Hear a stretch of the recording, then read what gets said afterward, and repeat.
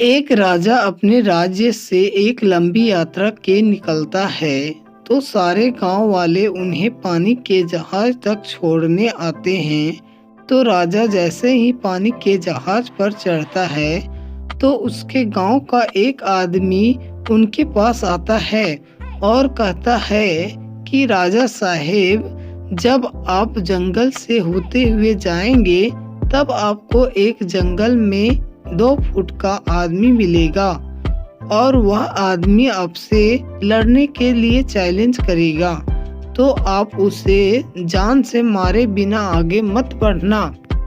अब राजा उस आदमी के बातें मानकर यात्रा के लिए निकल जाते हैं। 2 दिन बाद राजा जंगल में पहुंचते हैं। तो जैसे ही जंगल में पहुंचते हैं तो वह गांव का आदमी जो बोला था उन्हें 2 फीट का आदमी मिल जाता है और उनसे राजा को लड़ने के लिए चैलेंज करता है।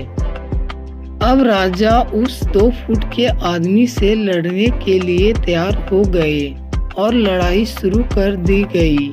थोड़ी ही देर में लड़ाई खत्म हुई और राजा की जीत हो गई।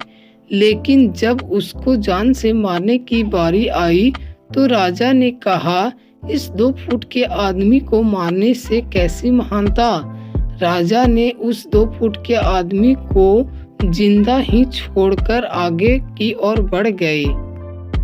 2 दिन बीते, वह आदमी फिर से राजा के सामने आया, लेकिन अब वह आदमी 4 फुट का था। उसने फिर से राजा को लड़ने के लिए चैलेंज किया। राजा ने चैलेंज एक्सेप्ट किया। लड़ाई खत्म हुई और राजा फिर जीत गए। लेकिन इस बार भी राजा ने उसे ये कहकर जिंदा छोड़ दिया कि इस आदमी को जान से मारने में कैसी महानता। 2 दिन बीते, वह आदमी फिर से राजा के सामने आया, लेकिन अब वह आदमी 6 फीट का हो गया था। उसने फिर से राजा को लड़ने के लिए चैलेंज किया। फिर लड़ाई शुरू हुई। फिर राजा जीत गए, लेकिन इस बार भी राजा ने उसे जिंदा छोड़ दिया। अब इसी तरह राजा उसे छोड़ता गया और वह आदमी हर बार 2-2 फीट बढ़ता गया। और एक दिन ऐसा आया कि वह आदमी राजा से भी बड़ा हो गया। उसने फिर से राजा को लड़ने के लिए चैलेंज किया, लेकिन राजा इस बार डर गए।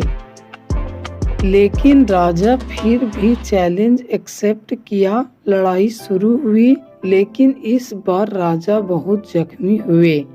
राजा का एक हाथ टूट गया, लेकिन राजा फिर भी उस आदमी को जैसे तैसे करके हरा दिया।